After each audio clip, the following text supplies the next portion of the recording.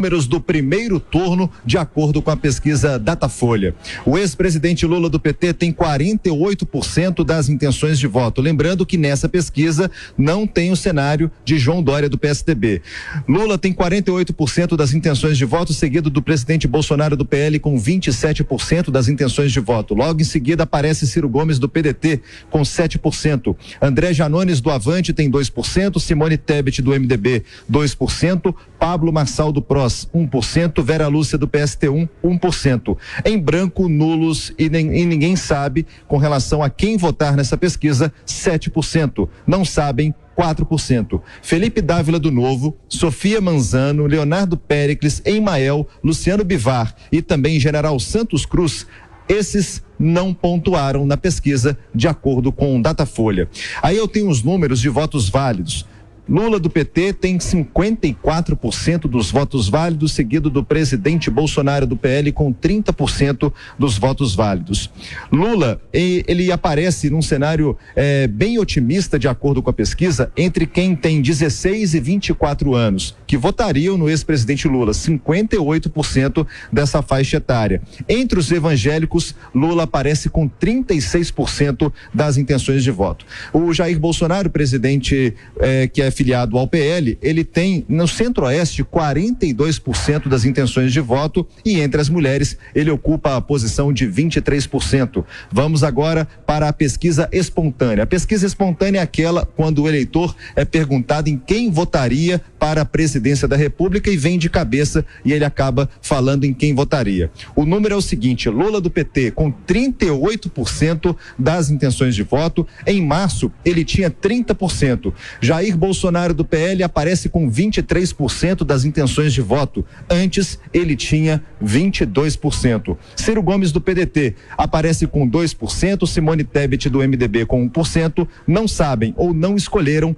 29%. Lembrando que na pesquisa espontânea o que chama a atenção é das pessoas ainda que estão indecisas, somam 29%. Antes eram 32%. Isso mostra que a cada pesquisa, a cada engajamento com o eleitor acaba se decidindo. Então, antes era 32%, agora esse número já caiu para 29%. Lula abriu 21 pontos de vantagem com relação ao presidente Bolsonaro.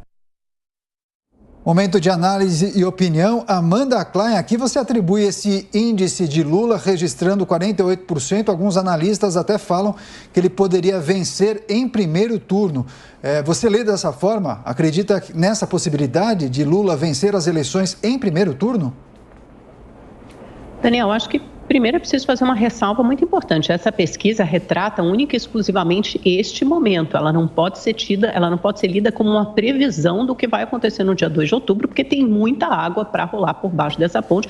E eu acredito que será um cenário menos dilatado e um embate muito mais duro e próximo entre o ex-presidente Lula e o presidente Bolsonaro, até porque há dois movimentos muito fortes e tangíveis em jogo, que é o sentimento do antipetismo e do antibolsonarismo. Inclusive, o sentimento do antipetismo pode ser reativado com essa pesquisa, que mostra uma clara vantagem do presidente Lula, mostra que ele ganharia se a eleição fosse hoje, exatamente hoje. Nesta sexta-feira, o ex-presidente Lula seria vitorioso com 54% dos votos válidos contra 30% do presidente Bolsonaro. Então, acho que a primeira coisa que essa pesquisa mostra é uma possibilidade de antecipação do segundo turno para o primeiro turno. Esse é um dado importante, com dois contendores muito fortes, depois de uma decantação do cenário da terceira via, com vários candidatos ou pré-candidatos saindo do jogo, como João Dória e Sérgio Moro, por exemplo. Então, é um espaço muito curto, muito exíguo para a terceira via e uma polarização cada vez mais ferrenha entre Lula e Bolsonaro.